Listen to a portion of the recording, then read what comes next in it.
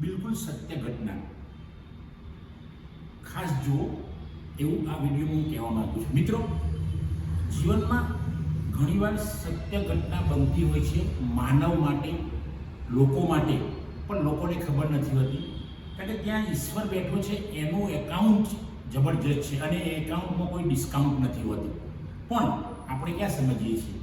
હું આ સત્ય ઘટનાની વાત કરીશ, પણ એક લોકવાર્તા છે એ બદલાતી રહી મેં પણ થોડી બદલી છે. એક લોકવાર્તા કહીને તમને આગળ સત્ય ઘટના પર વાત કરીશ કે એકવાર એક સિંહ પુરાયો હતો જંગલમાં, પિંજરામાં હતો, કે પૂરી દીધો હશે. ત્યાં અચાનક એક માણસ નીકળ્યો. એને વિનંતી કરી સિંહે કે મને બહાર કાઢો. માણસને દયા આવી ગઈ, બહાર કાઢ્યો. તો સિંહ કે હવે હું તને ખાઈ જાઉં, તારા પર તરાપ મારીશ, તું મારો ખોરાક છે. માણસ કગરી પડ્યો કે ના, આપણે એવું હોય તો ન્યાય કરાવીએ. તો કે ચલો ન્યાય કરાવીએ. ઘોડો મળ્યો રસ્તામાં. તો ઘોડાને પૂછ્યું, તો ઘોડાને પણ પેલા માણસ પર દયા આવી, ભાઈ તને આને ખોલ્યો છે અને આને તારે ખવાય નહીં. તો એને ના પાડી. થઈ ગયા બરાબર. પછી આગળ ગયા તો ત્યાં ગધેડો મળ્યો. એને પણ થોડી દયા આવી માણસ. જુઓ તમે, પ્રાણી ઘોડાનો ઉપયોગ માણસે કર્યો છે, જંગલમાં મોકલી દીધો છે, છતાં પણ ઘોડાને દયા આવી. પેલા ગધેડાને પણ જબરજસ્ત ચલાવીને એના પર ભાર નાખીને માણસે જ જંગલમાં મોકલ્યો, છતાંય ગધેડાને દયા આવી ગઈ. પછી આવા અનેક પ્રાણીઓ મળ્યા. ભેંસ મળી, જે ગામમાંથી કાઢી મૂકી હતી. ગાય મળી, ગાય પણ દયા આવી ગઈ અને પેલા માણસને કીધું કે ભાઈ જવા દો. મિત્રો, અહીંયા લોકવાર્તા મેં થોડીક બદલી છે આજના જમાના પ્રમાણે. લોકવાર્તાઓ લોકો મોઢેથી જ આવે છે, બદલાતી રહેતી હોય છે.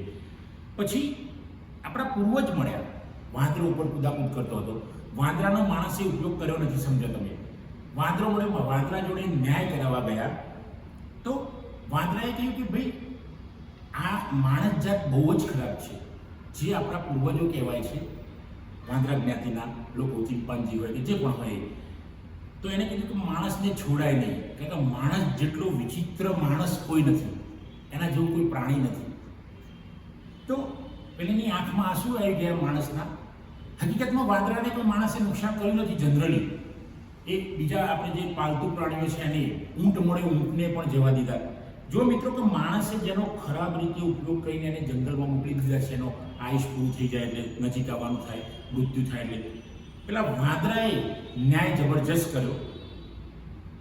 લોકવાર્તા પેલી જુદી હતી, પણ પછી તો માણસ ને એ શું થયું છેલ્લે? વાંદરાએ ન્યાય કર્યો કે ભાઈ માણસને જીવતો ના મૂકવો જોઈએ. મિત્રો, અહીંયા વાત સત્ય ઘટના હું એટલે કરું છું, આજની જે બિલકુલ સત્ય ઘટના છે. આપણે કોઈ પણ પ્રાણીનો ઉપયોગ કરીએ છીએ અને પ્રાણીના ઉપયોગ કર્યા પછી એને ઘણીવાર આપણે લાકડીઓ મારીએ, ફટકારીએ. ઘણીવાર ભેંસ હોય તો દૂધ કાઢી લઈએ, ગાય હોય તો દૂધ કાઢી લઈએ. એની ઉંમર થાય એટલે આપણે એને કદાચ પધરાઈ દઈએ છીએ, ગમે ત્યાં જંગલમાં મોકલી દઈએ છીએ. પણ આ એક સત્ય ઘટના મેં મારી નજર સમક્ષ જોયેલી અને મને મારા નાનાએ પણ આ એના પહેલાંની વાત કરેલી કે ભાઈ તમે કોઈ પણ પ્રાણીને મરાય નહીં. આવી જ વાત મારા ફાધરે પણ મને ઘણી વાર કરેલી કે કોઈ પણ પ્રાણીની હિંસાત્મક પગલાં એના સામે ના લેવાય, હિંસા ના કરાય ટૂંકમાં. તો એક ઊંટવાળો ભાઈ હશે, આ રિયલ માણસ હતો આ ગામમાં.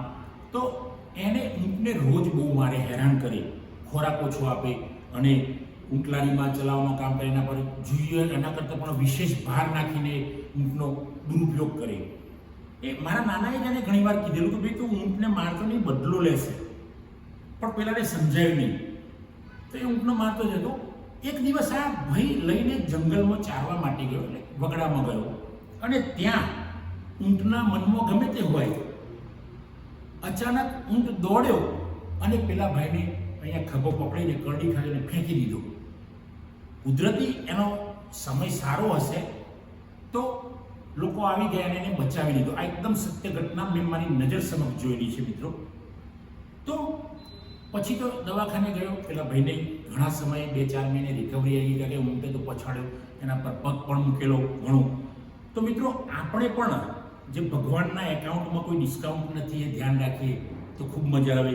કારણ કે તમે કોઈ પ્રાણીને એમને નુકસાન પહોંચાડો, કોઈ પણને, કોઈ માણસને એમને નુકસાન પહોંચાડો, પણ આપણે હજુ સમજતા નથી. ઘણીવાર, બધાની વાત નથી, અહીંયા અપવાદરૂપ માણસો સારા ઘણા બધા છે, પણ આપણે હજુ પણ સમજતા નથી કે પ્રાણીને નુકસાન પહોંચાડવું. જે ગાયે આપણને વર્ષો સુધી દૂધ આપ્યું, જે ભેંસે આપણને વર્ષો સુધી દૂધ આપીને પછી ગરડી થઈ જાય, તેને આપણે જંગલમાં મોકલી દઈએ અથવા તો કોઈ અલગ જગ્યાએ મોકલી દઈએ, તો આ બરાબર વ્યાજબી નથી. કારણ કે પ્રાણી પણ આપણને શીખવે છે કે જે પ્રાણી, જે ગધેડાએ મંદિરો બનાવ્યા, હોસ્પિટલો બનાવી, જે ગાયે આપણને દૂધ આપીને સંપૂર્ણ આહાર જેને આપણે કહીએ છીએ, વિજ્ઞાને સાબિત કર્યું છે, એને દૂધ આપીને એના આયુષ પૂરું થઈ ગયું અથવા તો ઘરડી થઈ જાય એને આપણે મોકલી દઈશું.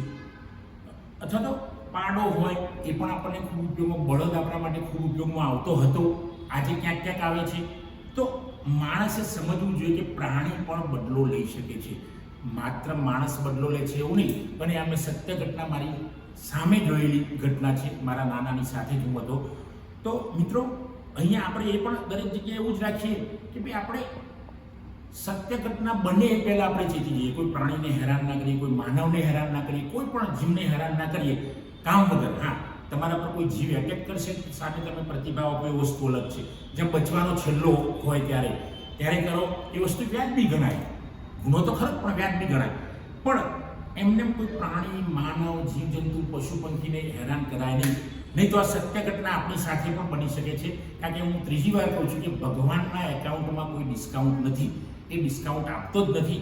અને એ બદલો આપે છે એ લાઠી લઈને આવતો નથી, પણ એની પ્રકૃતિમાં કંઈક એવું મૂકે છે કે એનો બદલો આપણને મળી જાય છે. તો મિત્રો, આ વિડીયો જો આપને સારો લાગે, આપ બરાબર જુઓ, એનો પ્રચાર પ્રસાર કરો. મારી ચેનલ સબસ્ક્રાઈબ ન કરી તો સબસ્ક્રાઈબ કરો અને લાઈક કરો. થેન્ક યુ દોસ્તો. જય હિન્દ, જય ભારત.